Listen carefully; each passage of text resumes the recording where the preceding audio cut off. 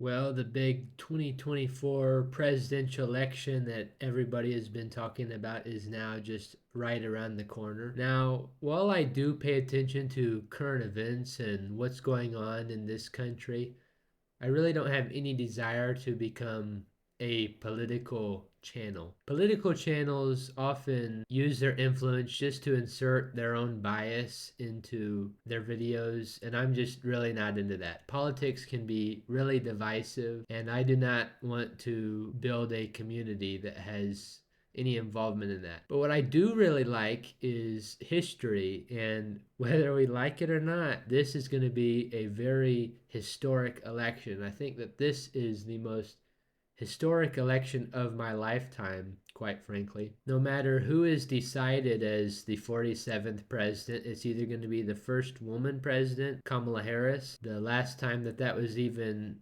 close to happening was in 2016 with Hillary Clinton when the Democrats became the first party to nominate a woman as their nominee for president. Or it could be Donald Trump, and that would be the first time that a former president returned to office since Grover Cleveland. Although Grover Cleveland has been mostly forgotten by history, the last time that that happened, he's been the only case of this in 1892. So it's been a while since a former president has actually returned to office after being voted out like Donald Trump has been. And then there was on the Harris side, there was Biden dropping out, and the last time the president did that was back in 1968 with Lyndon Johnson. I think Biden also did it perhaps the latest in the election cycle that a president has ever actually done it, which of course led to him being replaced by his vice president. Kamala Harris now is running the ticket. But this election is just also, I mean, for me, it's almost been like watching a movie based on really more things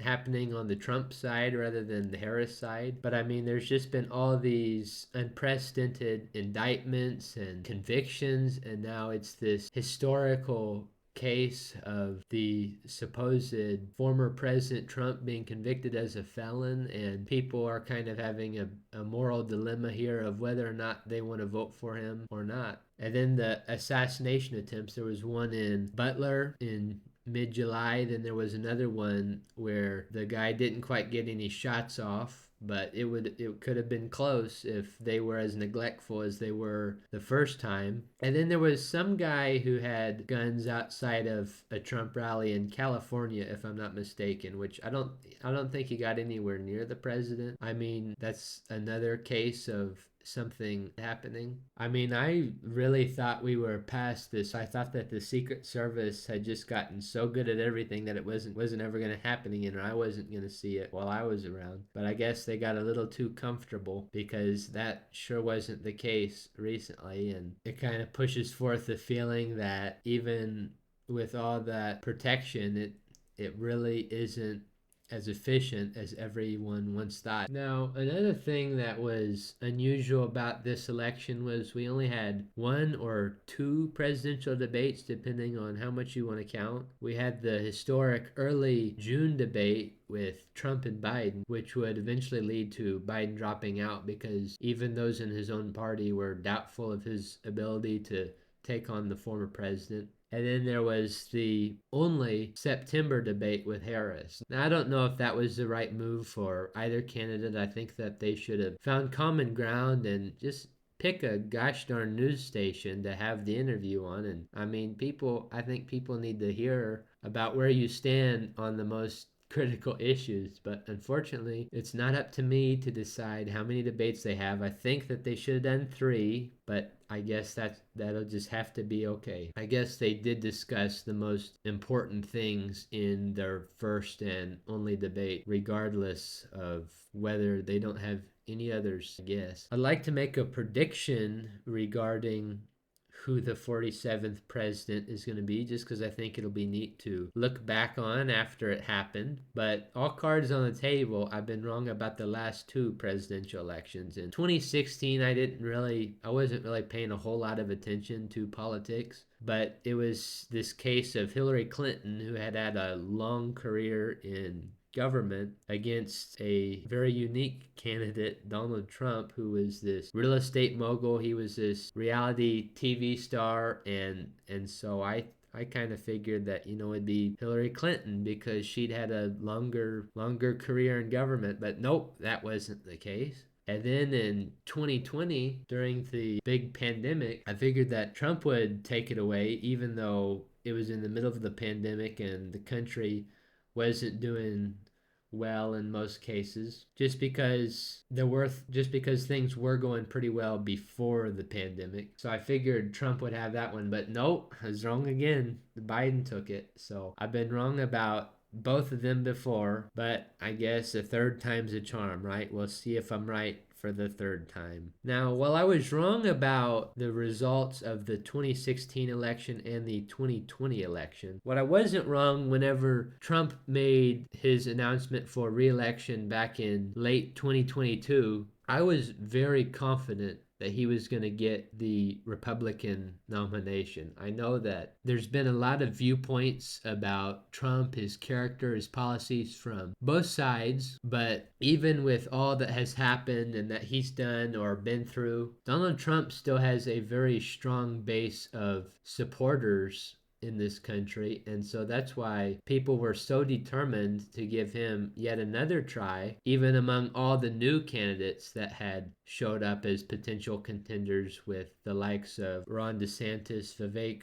Ramaswamy, Chris Christie, Nikki Haley, Doug Burgum, Tim Scott. I mean, there was a big list to choose from, but people felt that, at least the Republicans felt, that Donald Trump had done a good enough job that he won the nomination without even hardly any competition at all. And I was about 100% confident that that was going to happen. And so voting's almost like deciding whether or not you want to give somebody a job, and you can determine whether you want to give them a job by looking back at their track record. So if a certain candidate has had a term in the presidency, in the vice presidency, in the Senate or so forth, you can kind of determine, how close are they going to keep to the promises that they made? Are they actually going to represent my viewpoints, or is this just another dishonest politician? We've got a lot of dishonest politicians in this country, it would seem to be. But I think a great way to tell how honest or reliable one is to simply look back at their career. We have a presidency of Donald Trump to compare to Kamala Harris's career. So, I mean, you know what a Donald Trump presidency looks like, and you don't know what a Kamala Harris presidency looks like. You know what a vice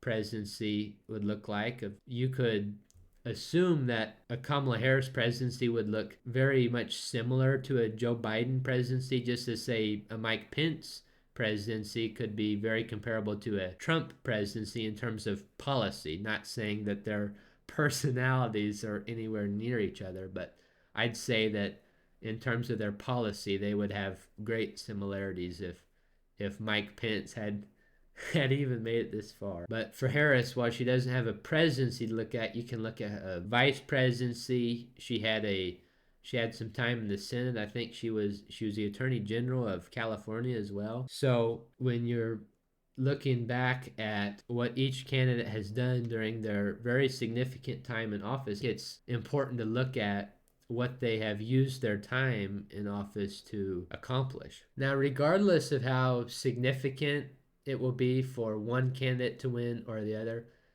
it will likely be the case that half the country is going to be furious. This country is just, unfortunately, so divided over everything. There's a big group who believes in one thing and a big group who believes in basically the polar opposite on almost every front. So whoever wins the election is going to make about half the country very angry. And I'd say, based on the last two presidential elections, there's going to be a major attempt to overturn the election, or there's going to be extreme doubt about the election spread through the news and the media. So I'm pretty sure that's a basic guarantee. With Donald Trump in 2016, the Democrats, they said that it was Russian collusion, and then of course Donald Trump in 2020 believes that the election was rigged and stolen by the Democrats. So it'll be interesting to see what happens, but I'd say no matter who wins, there will be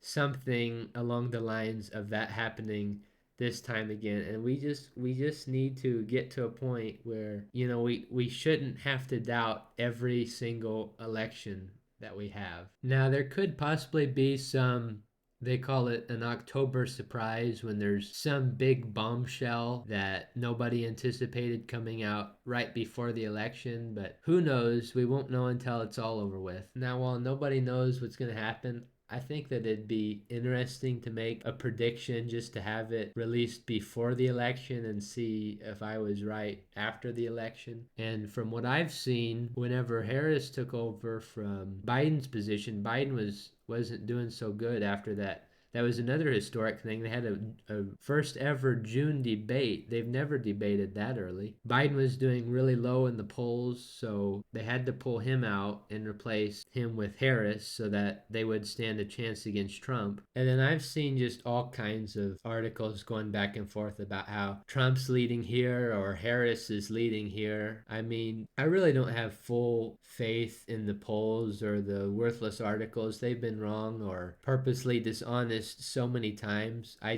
don't hardly believe them. But what we can believe, I think, is possibly past data. And really what the American presidential election is about, it's not about the popular vote, it's about the electoral college. We can see here in 2016, Clinton carries 48% of the vote and Trump has 45.9% of the vote, and he has an impressive 306 electoral votes. But if you actually look at some of these states like Michigan, it's all about the swing states. You can't get anywhere without the swing states. Trump only won Michigan by 0.3. He won Pennsylvania by 0.7 points. He also won Wisconsin by 0.7 points.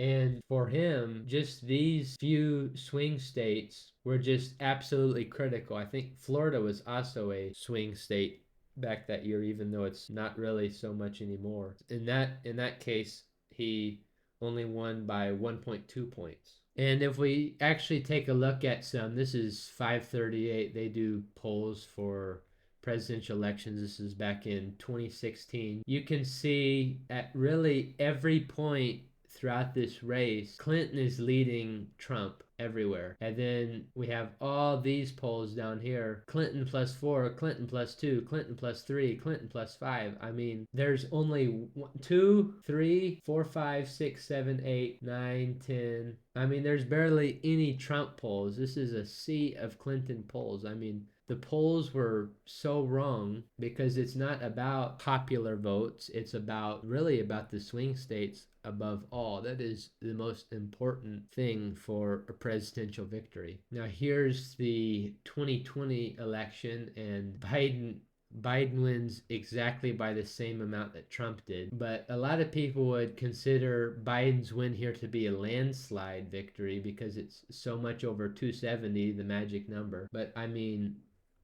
the states that were most important, he just barely won them. For instance, Georgia, he won by just 0.2. The swing states decide the whole thing. Michigan by a little bit more. Wisconsin by just 0.7. That's not a whole lot when there's literally over 3 million votes being cast in that one state. Minnesota is more of a blue state, so he had that one pretty secure. And in Arizona, that was a big one that everybody was arguing about. Biden only won that by 0.3%. So it's all about the swing states. And of course, we got to check on Pennsylvania because that's what everybody is saying is going to be the state that will define the race. And so in this case, Biden won by 1.2 points. This one's not quite as pronounced as the other website, but here's some polls from the 2020 election. And these ones up here are kind of more balanced, right?